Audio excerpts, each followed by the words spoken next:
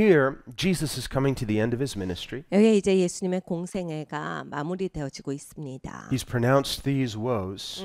이 화로다를 여러 개 얘기하셨고 And now we are in Matthew 24. 이제 마태복음 24장으로 온 거예요. He's been talking in the temple. 성전에 대해서 이제 이야기를 하십니다. So now Jesus goes out. He departed from the temple. 예수께서 성전에서 나와서 가실 때 And his disciples came up to show him the buildings of the temple. 제자들이 성전 건물들을 가리켜 보이려고 나오니 And we read other accounts of this in the other Gospels. 다른 복음서에서도 이와 비슷한 장면이 나옵니다. And in those accounts, we see how the disciples were very impressed with the beauty of the temple. 그때는 이제 예수님의 제자들이 성전을 보면서 너무 화려하고 너무 웅장하고 예수님 이거 굉장하지 않아요? 라고 해서 막 얼마나 감격스러운지 그 얘기를 합니다. History records that this temple was one of the great wonders of the ancient world. 역사가 이렇게 적고 있죠. 그 고대 사회에 있어서 불가사의 중에 하나다. Even the Romans respected it. 로마도 그것을 향해서 굉장히 높이 평가했어요. And truth be told, they envied it. 사실은 부러워합니다. Because it was far more spectacular than any buildings they had in Rome, and Rome had many spectacular buildings. 사실 로마는 굉장한 건물들이 많이 있는데 로마가 갖고 있는 어떤 건물보다도 이 성전이 더 웅장하고 화려하고 엄청났기 때문에 로마는 조금 자존심이 상해 있었어요. 그리고 우리보다 더 좋은 건물을 얘네들이 갖고 있다라고 그렇게 인정하고 있었어요. So later in AD 70, AD 70년이 됐을 때 when the Roman armies were destroying Jerusalem, 로마 군사들이 이제 예루살렘을 파괴하죠. Titus, the general, 다이러스가 장군입니다. didn't want to destroy the temple. 성전은 우리 파괴하지 말자. But he ordered his men to keep it intact because he wanted it as a trophy of war. 그래서 이거는 우리가 차지한 포획물 같이 우리가 생각하자. 그래서 이건 그냥 놔둬. And according to Josephus, it's a bit unclear who started the fires. 그러니까 요세푸스를 읽어보면요, 누가 불을 질렀는지를 별로 잘 몰라요. The Jews liked to blame the Romans. The Romans said no, it was the Jews who started their own fire. 그러니까 유대인들은 로마가 그랬다. 로마 사람들은 아니 유대인들이 자기들끼리 스스로 그런 거다. But the bottom line was, once it caught fire, 근데 이제 불이 났을 때 it was too late to save it. 성전을 이제 그냥 유지하기는 어려워졌어요. And so there was terrible pillaging and looting. 그래서 엄청난 거기에 막 약탈과 막 이런 것이 생겼어요. And because the temple was gold-plated, 왜냐하면 그 성전의 벽이 다 금이었기 때문에 the gold had melted 금이 막 흘러내릴 거잖아요. and run through the cracks. 그리고 그게 다 이제 돌 성전이니까 그 바깥에 있었던 금이 다 그 사이사이로 흘러내릴 때 The temple was huge. 그 성전이 엄청나게 큰 So 것이었습니다. this was a lot of gold. 그러니까 금이 얼마나 많이 바깥에 도금이 되었을까를 생각해 보세요. So to get at all that gold, the Roman soldiers took the temple apart stone by stone. 그래서 이 금을 계속 모으고자 해서 로마 군사들이 정말 돌 하나를 내려놓고 하나를 내려놓고 해서 돌을 다 내려놓게 된 거예요. And so Jesus' prophecy became fulfilled. 예수님의 예언이 그대로 이루어집니다. And that's what we see in verse 2. 2절이 그거예요. Jesus said to them, "Do you not see all these things? 대답하여 가라사대 너희가 이 모든 것을 보지 못하느냐. Assuredly I say to you, not one stone shall be left here upon another that shall not be thrown down." 내가 진실로 너희에게 이르노니 돌 하나도 돌 위에 남지 않고 다 무너뜨리우리라. And so this sets off this whole discussion. 이제 이것 때문에 어떤 이제 대화가 생겨요. His disciples are asking him about end times. 말세에 대해서 제자들이 묻습니다. And so we need a lot of discernment in understanding Jesus. 예수님에 대해서 예수님의 가르침을 알려면 좀 우리가 분별하면서 봐야 합니다. Because there are a number of different views. 왜냐하면 사실 이 말세로는 이 관점이 여러 개가 있어요. There's the futurist view that says all of this is yet to happen. 미래론자들이 있습니다. 아직 아무것도 안 이루어졌다라고 보시는 분들이에요. 그래서 기독교인 가운데 모든 게 다 나중에 이루어진다. And that's a relatively new view in human history. 그러니까 인간의 역사 가운데 이거는 최근에 생긴 그러한 관점이에요. It became popular only about 100 years ago. 한 100년 전부터 이것이 유행하기 시작해서 인기가 많았습니다. And was developed in the mid 1830s. 1800s, yeah.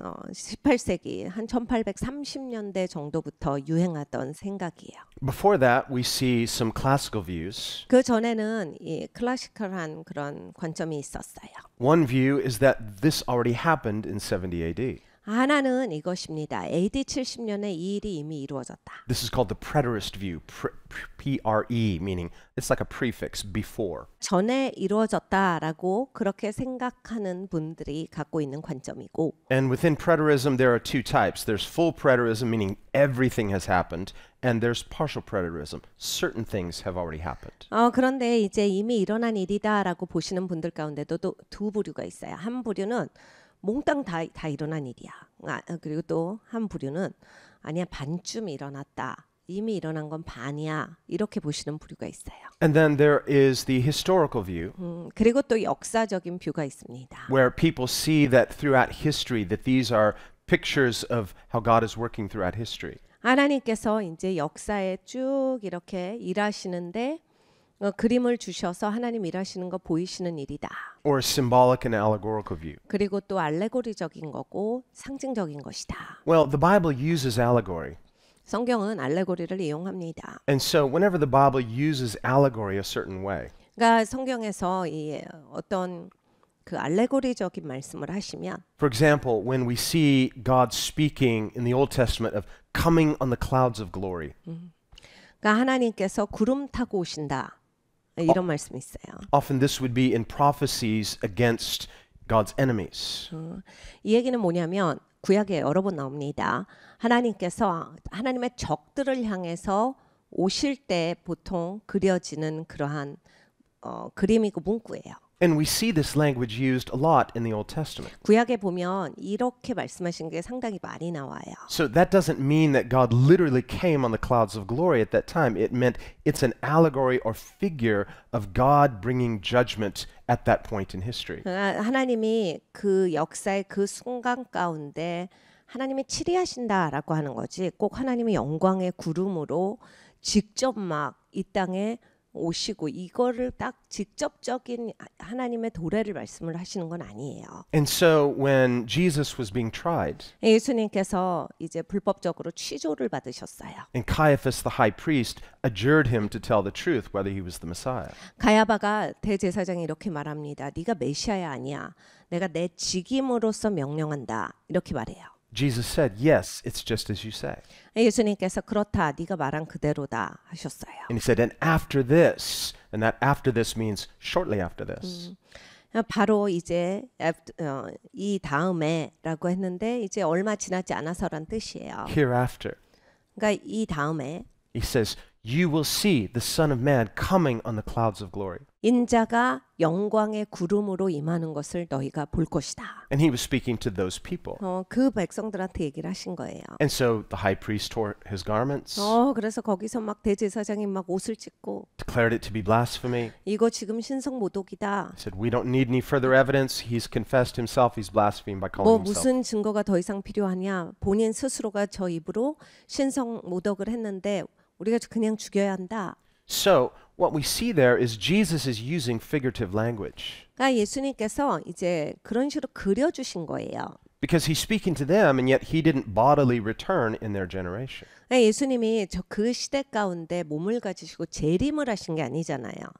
Now, there's clearly a futurist aspect because Jesus has not come yet, and the Bible clearly teaches that he is physically coming a second time.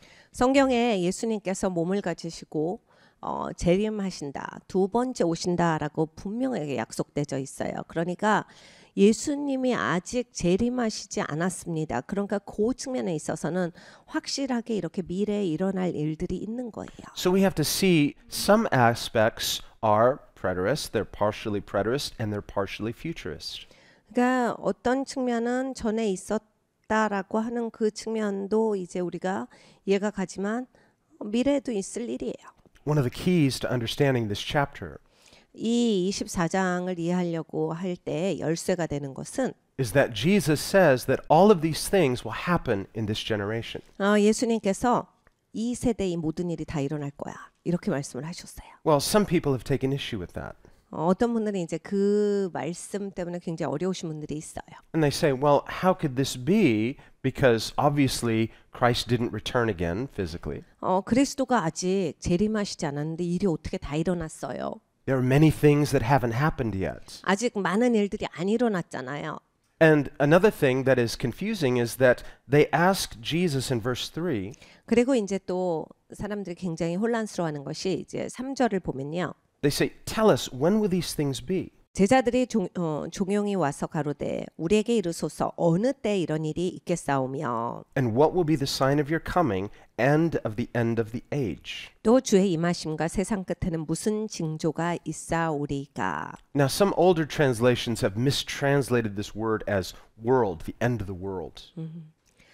여기 이제 세상 끝에는이라고 한국 성경도 나오죠. 그래서 어떤 성경은 이렇게 번역이 되는데 정확하지 않다라고 생각합니다. But that's a different word for world, cosmos. 코스모예요, 세상. Here, this is the word eon, which means age.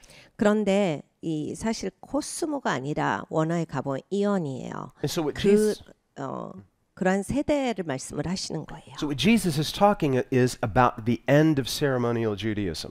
그러니까 유대교가 끝날 때, And this is what Paul talks about throughout all of his epistles. 그러니까 바울도 그 얘기를 계속하거든요. 서신서를 읽어보면 이 유대교, 예식적인 유대교가 끝나는 것에 대해서 계속 말씀을 하세요. And so we will see some things that Jesus says 예수님이 말씀하신 것을 보겠습니다. that relate to that which happened in 70 AD. AD 70년에 있었던 일들도 짚어봅니다. And then we'll see some other things 그리고 다른 것도 볼 거예요. that we say, well, how can this be? Because it doesn't seem like that happened yet. 이거는 아직 안 일어난 거 아닙니까? 라고 보실 수 있는 것들도 볼 거예요. Things like verse 29. 29절 같은 거죠. And this is where he says, immediately after the tribulation of those days, 그날 환란 후에 즉시 해가 어두워지며 the sun will be darkened, the moon will not give its light, the stars will fall from heaven, and the powers of the heavens will be shaken. 달이 빛을 내지 아니하며 별들이 하늘에서 떨어지며 하늘의 권능들이 흔들리리라. Then the sign of the Son of Man will appear in heaven, and all the tribes of the earth will mourn, and they will see the Son of Man coming on the clouds of heaven with power and great glory.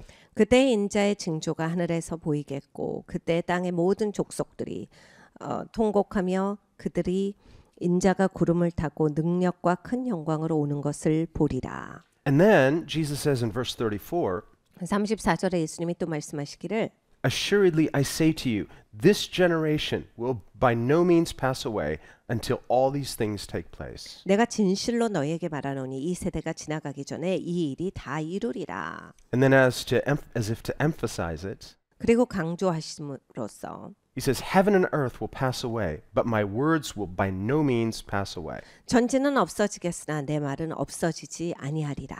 So if we want to just give this some, either way, you want to apply it in a futurist context or a preterist context, it seems difficult how to reconcile this. 그러니까 우리가 이제 다 미래에 일어날 거예요.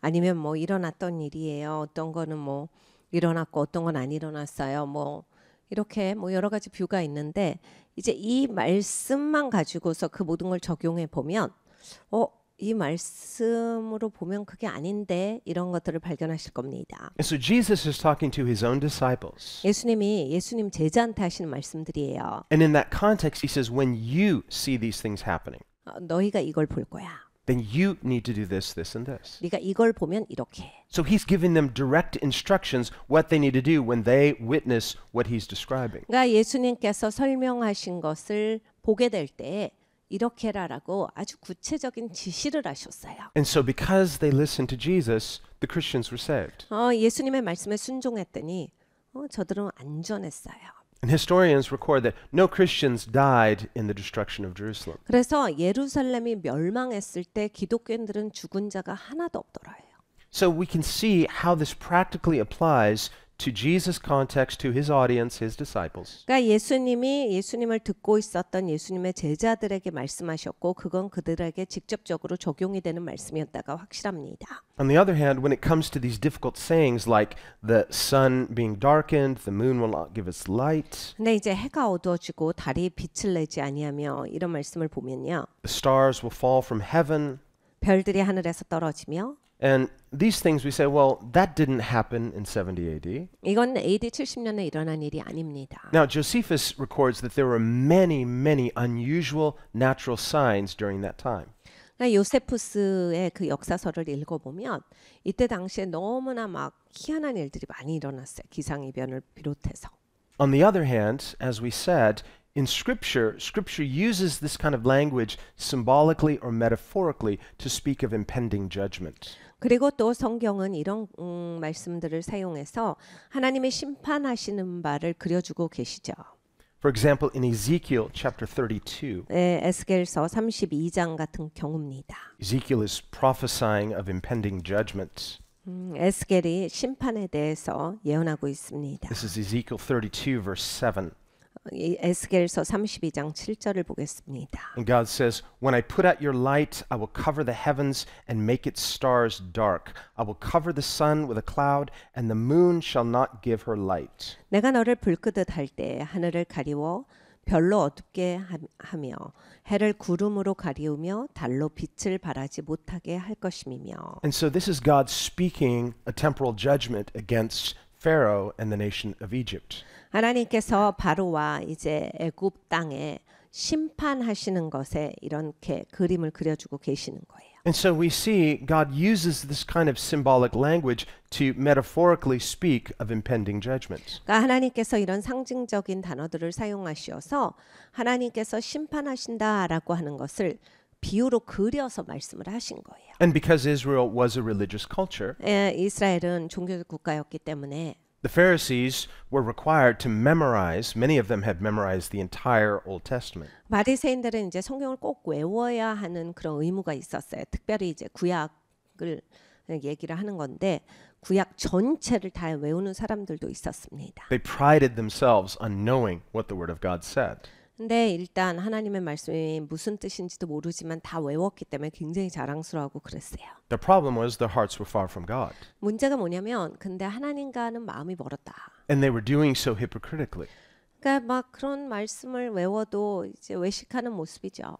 But we can see how they would have known this kind of language from Scripture. 그러니까 이런 언어들은 잘 알고 있었어요. So in their context, because this is familiar language to them, so when they hear Jesus speak this way, they're not going to assume a literal sun being darkened, a literal stars falling from heaven. No, they understand this to speak of impending judgment. 그러니까 이것이 예수님이 말씀하실 때 그럼 하늘이 깜깜해지나 보네. 이렇게 되나 보네. 이걸 막 그대로 받는다라기보다는 하나님이 심판하시는 거구나. 하나님이 드디어 치리하시는 거구나. 무슨 얘긴지를 이해를 하는 거예요. There are a number of verses that speak like this that are all talking about impending judgment. 하나님께서 이렇게 특별히 치리하시는 것을 이렇게 비슷하게 비유적으로 풀어주시는 것이 여러 번 나와요. And so in that context, for this to really tie together and make sense, 네, 예수님께서 이 세대 이 모든 것이 이루어지리라라고 말씀을 하셨는데 well, we have to understand what a big deal it was for ceremonial Judaism to pass away. 그러니까 여러분 이게 예식법에 준하는 그 유대교가 끝난다라고 하는 거는 굉장히 큰 얘기예요. For thousands of years, 수천 년이 이어져 왔습니다. they've been keeping the law. 이걸 계속 법을 지켜온 건데 First worshiping at the tabernacle, later at the temple, and then again at the rebuilt temple. 처음에 장막에서 예배를 했지요. 그리고 그 다음에 성전을 짓습니다. 그리고 나서 또 그 성전이 무너지고 다시 또 성전이 짓고 성전을 더 크게 확장하고 막 굉장히 역사가 있었죠. They have their priesthood. 자기들의 제사장들이 있었어요. They have their sacrificial system. 그리고 이제 제사 그 의식들이 있었습니다. And God has commanded these things. 그리고 하나님이 명령하신 것이었어요. Now, all of this is about to end. 그런데 이 모든 것이 이제 끝나요. And the Jews will be shocked. 그러니까 유대인들은 깜짝 놀라는 거죠. So that's why this is an overlap period. 그래서 이제 거기에서 오버랩이 되고 있어요. From the time Jesus came to the time he died to the destruction of Jerusalem. 예수님이 오셨죠. 죽으시고 부활하셨는데 또 예루살렘이 멸망하게 되는데 This is within a 40-year window. 이게 다 이제 40년에 걸쳐서 일어나는 거예요. And so during this time, God has given unbelieving Israel an opportunity to repent, 하나님께서 요 기간 동안에 안 믿는 이스라엘에게 회개할 수 있는 기회를 여셨습니다. to believe the gospel, 복음을 믿어라. and to become part of his kingdom. 그리고 하나님의 통치 안으로 들어와. Because the old is already passing away, the new has already come. 옛날 건 지나갔잖아. 새 것이 왔으니까 이제 들어와라. And we see within the church, the early church as well, 초대교회도 마찬가지입니다. especially in the earlier part of Acts.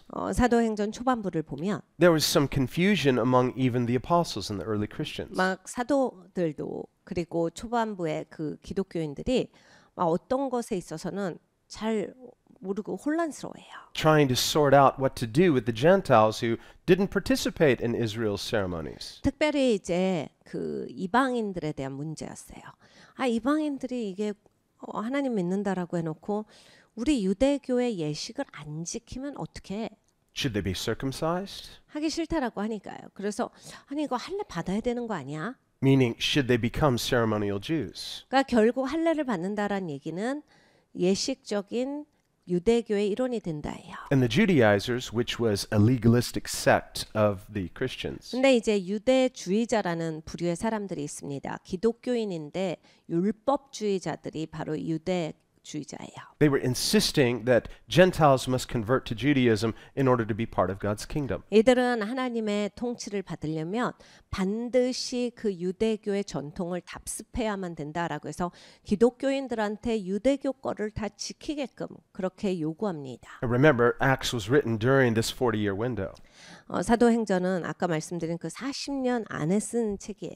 So there's still a temple in Jerusalem. 그래서 아직 예루살렘에 성전이 있습니다. Jews are still going to the temple, even Christians, 그러니까 유대인들이 여전히 성전에 가고 있었어요. 기독교인들도 성전에 가고 있었어요. until the persecution became too great. 이제 기독교인들이 핍박받기 전까지 너무나 큰 핍박이 오기 전까지는 성전도 다 같이 And so 다녔어요. lots and lots of questions. 그러니까 사실 질문이 많을 수밖에 없어요. And we remember how strong Paul was 사도 바울이 얼마나 강력한 사람인지 아시죠? in insisting, that's the old. The old is passing away. The new has come. No, our circumcision is a circumcision of the heart. 사도 바울이 말합니다. 왜 옛날 거에 집착을 해? 옛날 건 갔다니까, 새 것이 왔다니까. 그리고 우리가 받는 할례는 우리의 내면의 할례야, 우리의 마음의 할례야. If anyone is in Christ, he's a new creation. 그리스도 안에 있으면 누구든지 새로운 피조물이라. The old has passed, the new has come. 이전 것은 지나갔으니 보라 새 것이 되었도다. Well, the old is not just speaking of our old sinful life, but it's talking about an old age, an old ceremonial type that has now been replaced with the substance of Christ. 그러니까 이전 것은 지나갔으니 우리의 옛된 삶, 이전의 삶 그것을 말씀하시는 거라기보다는 이 예식적인 유대교예요. 예수님이 오셨으니 옛날 거 이제 이건 모형이었잖아. 그건 끝났잖아. And so Jesus is preparing his disciples. 예수님이 제자들을 준비시키시는 거예요. He's telling them, you're going to see these things in your generation. 네가 이 세대에 이걸 볼 거야. So sometimes, yes, the way God does things might look a little scary from our perspective. 그러니까 여러분 종종 살면서 하나님이 하시는 방법이 상당히 무서울 때가 있어요. We may say, God, I don't understand why you're doing it this way. 그럼 이제 우리는 마음에 하나님 왜 이렇게 돼야 되는 거예요? 왜 이렇게 일하세요?